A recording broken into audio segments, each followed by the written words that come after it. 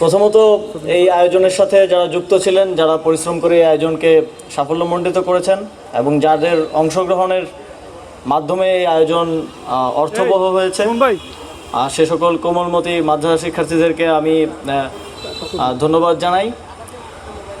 এবং আগামী দিনগুলোতে আমরা আরও বড় পরিসরে শুধু মুরাদনগর না, সারা দেশে পবিত্র মাহে রমজান মাসে যেন আমাদের পবিত্র ধর্মগ্রন্থ আল কোরআন নিয়ে আমরা প্রতিযোগিতা করতে পারি এবং এর মাধ্যমে আমাদের তরুণ সমাজকে, সমাজের যেই খারাপ প্র্যাকটিসগুলো আছে, যেমন মাদক আছে, সন্ত্রাস আছে, সেখানে যেন তারা জড়িয়ে না পড়ে, সেটা নিশ্চিত করার জন্য এই ধরনের কর্মসূচি আমরা আরও দেশব্যাপী নিব। আমরা এই সরকার প্রথম থেকে স্পষ্টভাবে আমরা বলছি যে তরুণরা আগামী বাংলাদেশের ভবিষ্যৎ, শিশু কিশোররাই আগামী বাংলাদেশের ভবিষ্যৎ। আমরা তাদেরকে যেভাবে গড়ে তুলব, আমরা ঠিক সেরকম একটা বাংলাদেশ ভবিষ্যতে গিয়ে পাব।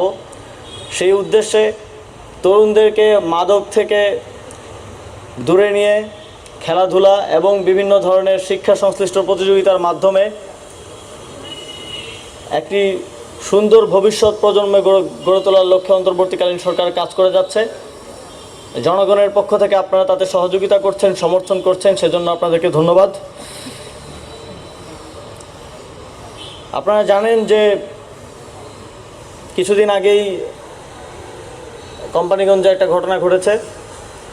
অত্যন্ত দুঃখজনক যে এই জুলাই গণঅভ্যুত্থানে শত সহস্র শহীদের রক্তের বিনিময়ে আমরা যে স্বাধীনতার কথা বলছি, সেখানেও পূর্বের মতো বিভিন্ন উপায়ে চাঁদাবাজি, সন্ত্রাসের মতো ঘটনাগুলো চলমান আছে।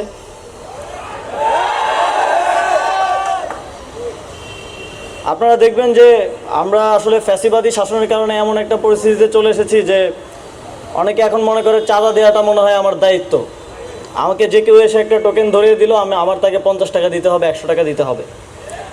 আবার যারা চাঁদা নেয় তারা মনে করে যে এটা আমার অধিকার, কারণ দীর্ঘদিন ধরে তো এভাবেই চলে আসছে, এখন কেন চলবে না। কিন্তু তাদেরকে আমরা স্পষ্টভাবে একটা বার্তা দিতে চাই, জুলাই গণঅভ্যুত্থানের পরে পূর্ববর্তী আর কোনো এ ধরনের প্র্যাকটিস আর বরদাস্ত করা হবে না। সারা বাংলাদেশে অন্তর্বর্তীকালীন সরকার চায় জুলাই গণঅভ্যুত্থানে শহীদরা যে কারণে জীবন দিয়েছে একটি সুন্দর বাংলাদেশ গড়ার জন্য, সেই বাংলাদেশ বাস্তবায়নে পূর্ববর্তী সময়ে চাঁদাবাজি, মাদক ব্যবসা সহ যেই বিষয়গুলো সমাজকে ধ্বংস করেছে, তরুণ প্রজন্মকে ধ্বংস করেছে, সেগুলোকে খুব শক্ত হাতে দমন করা হবে। আমাদের সৌভাগ্য যে আমাদের এখানে এখনো সচেতন মানুষজন আছে যারা এই চাঁদাবাজির বিরুদ্ধে রুখে দাঁড়িয়েছে, যারা আঘাতপ্রাপ্ত হয়েও এই চাঁদাবাজির বিরুদ্ধে প্রতিবাদ করেছে। এটা আমাদের গর্ব যে মুরাদনগরে এখনও এরকম মানুষজন আছে। আমরা সারা দেশের তরুণ সমাজকে আহ্বান জানাতে চাই, আপনারা যেখানেই চাঁদাবাজি দেখবেন, যেখানেই দেখবেন যে বিভিন্ন সমিতির নামে টোকেন ধরিয়ে দিয়ে টাকা নেওয়া হচ্ছে, সেখানেই প্রতিবাদ করবেন, সেখানেই রুখে দেবেন।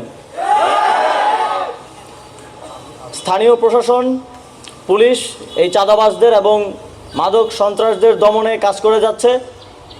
আমি মুরাদনগরবাসীকে আহ্বান জানাবো, আপনারা স্থানীয় প্রশাসনকে সহযোগিতা করবেন তথ্য দিয়ে, এবং যে কোনো প্রয়োজনে তাদের পাশে দাঁড়াবেন যেন এই ধরনের চাঁদাবাজি এবং সন্ত্রাসের বিরুদ্ধে তারা যথাযথ পদক্ষেপ নিতে পারে।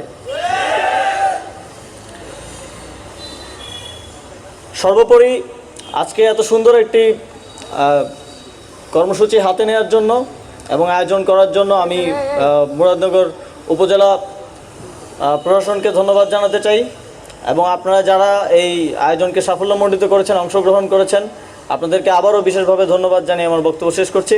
আসসালামু আলাইকুম।